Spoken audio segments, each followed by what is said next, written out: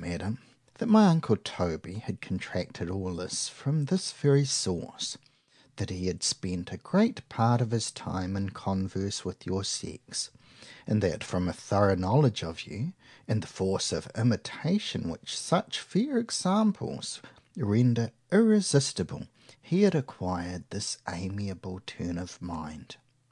I wish I could say so, for unless it was with his sister-in-law, my father's wife, and my mother, my uncle Toby scarce exchanged 3 words with the sex in as many years. No, he got it, madam, by a blow. A blow! Yes, madam, it was owing to a blow from a stone, broke off by a ball from a parapet of a hornwork at the siege of Namur, which struck full upon my uncle Toby's groin. Which way could that affect it? The story of that, madam, is long and interesting, but it would be running my history all upon heaps to give it you here. 'Tis for an episode hereafter, and every circumstance relating to it in its proper place shall be faithfully laid before you.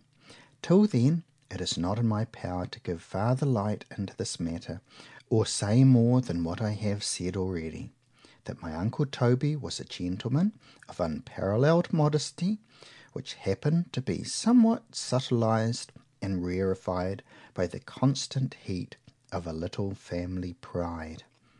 They both so wrought together within him, that he could never bear to hear the affair of my aunt Dinah touched upon but with the greatest emotion. The least hint of it was enough to make the blood fly into his face.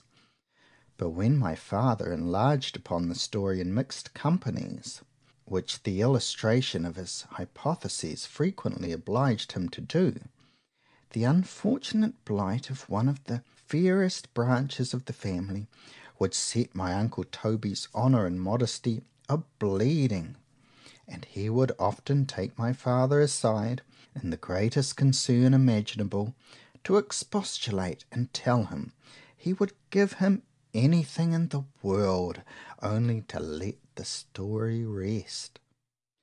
My father, I believe, had the truest love and tenderness for my uncle Toby that ever one brother bore towards another, and would have done anything in nature which one brother in reason could have desired of another, to have made my uncle Toby's heart easy in this, or any other point. But this lay out of his power. My father, as I told you, was a philosopher in grain, speculative, systematical, and my aunt Dinah's affair was a matter of as much consequence to him as the retrogradation of the planets to Copernicus.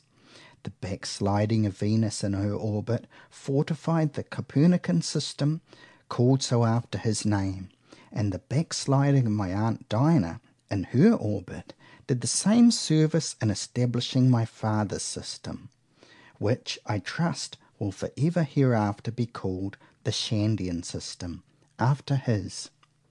In any other family dishonour, my father, I believe, had as nice a sense of shame as any man whatever, and neither he, nor I dare say Copernicus, would have divulged the affair in either case, or have taken the least notice of it to the world, but for the obligations they owed, as they thought, to truth.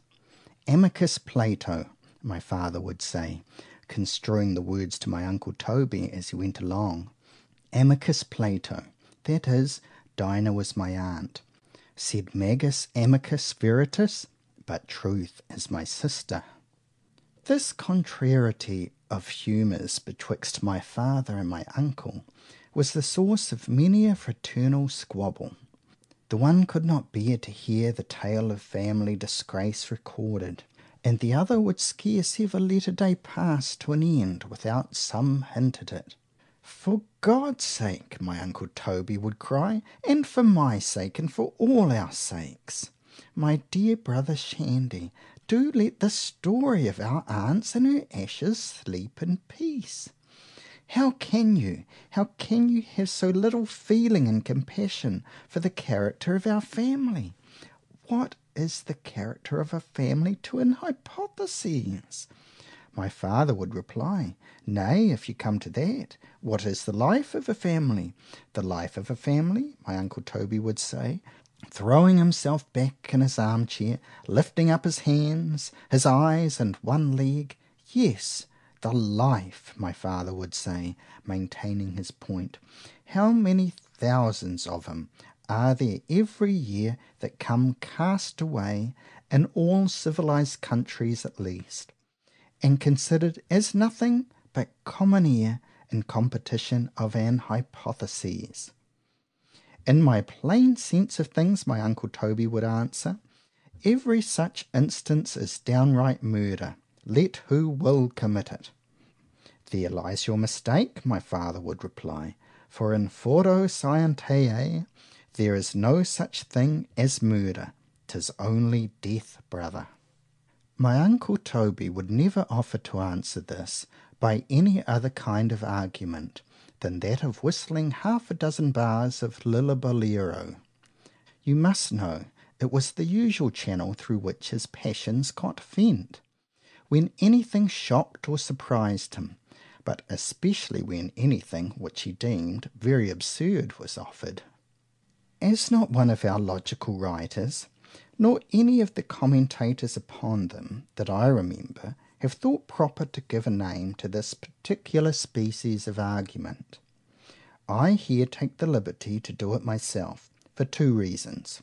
First, that in order to prevent all confusion and disputes, it may stand as much distinguished for ever from every other species of argument, as the argumentatum ad verecundiam, ex absurdo, ex fortiori, or any other argument whatever. And secondly, that it may be said by my children's children, when my head is laid to rest, that their learned grandfather's head had been busied to as much purpose once as other people's, that he had invented a name, and generously thrown it into the treasury of ars logica, for one of the most unanswerable arguments in the whole science, and if the end of disputation is more to silence than convince, then may add, if they please, to one of the best arguments too. I do therefore by these presents strictly order and command that it be known and distinguished by the name and title of the argumentum fistulatorium, and that it rank hereafter with the argumentum baculinum and the argumentum ad crumenum, and forever hereafter be treated of in the same chapter. As for the argumentum tripodium, which is never used but by the woman against the man, and the argumentum ad rem, which contrawise is made use of by the man only against the woman, as these two are enough in conscience for one lecture, and moreover, as the one is best answer to the other, let them likewise be kept apart, and be treated of in a place by themselves. End of chapter 21.